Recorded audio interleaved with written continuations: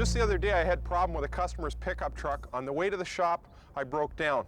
The nut on the front of the alternator fell off and I had a terrible grinding noise in the front of the engine. I stopped, discerned what the problem was, and then realized I was out of luck because the vehicle had a single belt driving all accessories. I took it off, and of course the noise went away, but within a mile and a half I'd be overheated. So what would I do? Well, I thought the old pantyhose trick was not relevant anymore with these vehicles with serpentine belts, but I found out within a couple of minutes that it worked pretty well. Here's what I did. What had happened to me was this nut on the front of the alternator had backed off, and the fan blades got loose and started hitting the alternator casting. I couldn't carry on.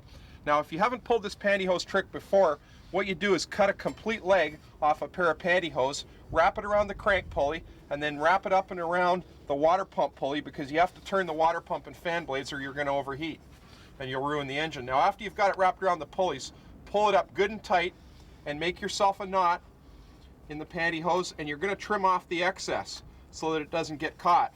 Make it good and tight so it doesn't slip. There's always going to be a certain amount of slippage, and then trim off the excess with a pair of side cutters or a pair of scissors.